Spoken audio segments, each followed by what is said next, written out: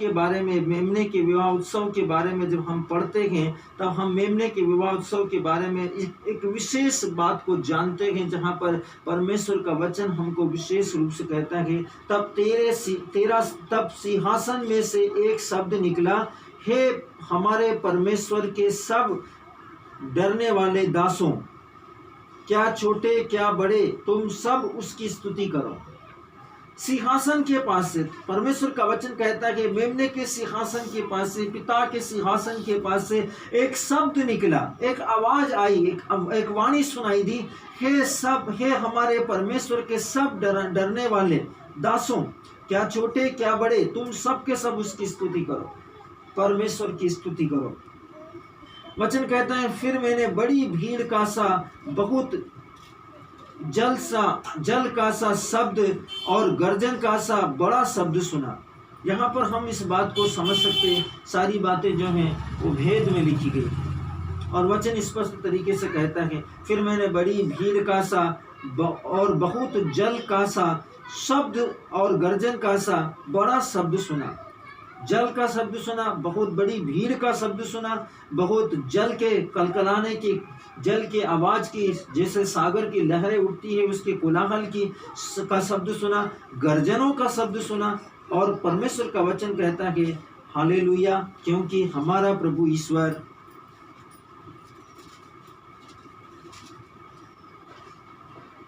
सर्वशक्तिमान राज्य करता है।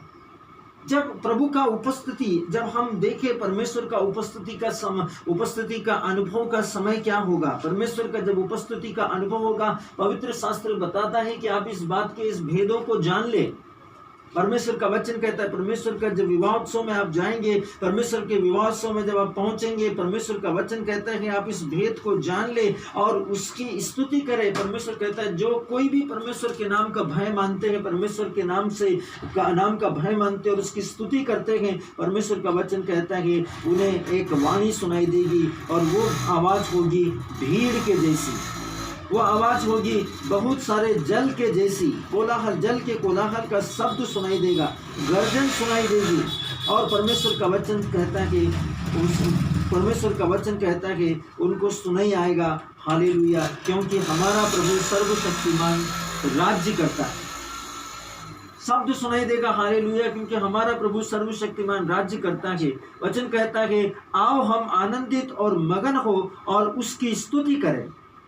परमेश्वर सर्वशक्तिमान का वचन कहता है, आओ मेरे परमेश्वर के लोगों, परमेश्वर के चुने हुए लोगों, जाति जाति और राष्ट्र राष्ट्र से चुने हुए लोगों, उसकी संस्कृति के लोगों, उसके राज्य के लोगों, उसके नाम का भय मानने वाले, उसकी आज्ञा का पालन करने वाले, उसके निर्देशों को मानने वाले, उसके लिए दुख उठाने वाले, उसके लिए कष्ट सहने वाले, उसके लिए क्लेश को झेलने वाले हर एक व्यक्ति आओ और उसकी स्तुति करो, उसमें आनंदित और मगन हो और उसकी प्रशंसा करो। क्यों? क्योंकि मेमने का विवाह आ पहुंचा है।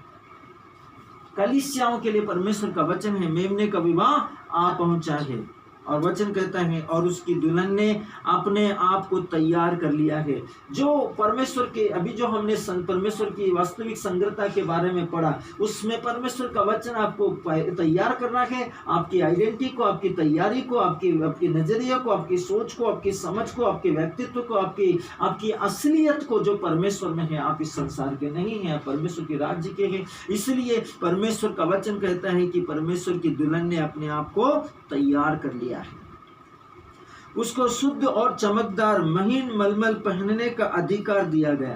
कैसे, क्या पहनने का अधिकार दिया? शुद्ध, चमकदार, महीन और मलमल पहनने का अधिकार दिया गया। ये राजकीय वैभव का प्रतीक है। उसकी महीन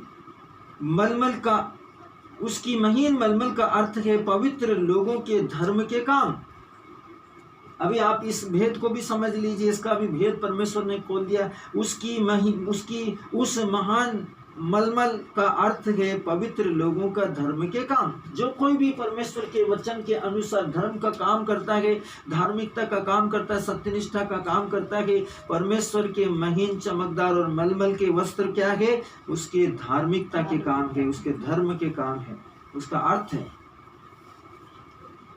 तब स्वर्गदूत ने मुझसे कहा, यह लिख कि धन्य है वे जो मेमने के विवाह भोज में बुलाए गए हैं। हर एक व्यक्ति मेमने के विवाह भोज में बुलाया गया है। लेकिन पवित्र शास्त्र हमको सिखाता है, कुरिन्थियों के नाम से संत पौलुस का पहला पत्र में, अपने अंतःकरण की जांच किए बिना यह रोटी को खाना और इस रोटी को इस रक्त को पीना हम में से हर एक व्यक्ति के लिए जरूरी है। बुलाए गए बहुत सारे लोग हैं मेमने के विवाह भोज में, लेकिन मेमने के विवाह भोज में प्रवेश कर मेमने के संग में मेमने का भोजन में प्रवेश करना, विवाह भोज में प्रवेश करना, अपने अंतःकरण की जांच करना। अपने अंतःकरण की जांच क्या करना? अपने धर्म के कामों के द्वारा। पवित्र शास्त्र हमको बताता है, वहां पर परमेश्वर का धर्म का पुस्तक में, जीवन का ग्रंथ के अंदर धर्म का हर एक कार्य लिखा जाएगा मेरे प्रियो। उसी के द्वारा हम मेमने का विवाह भोज के अंदर बुलाए गए हैं।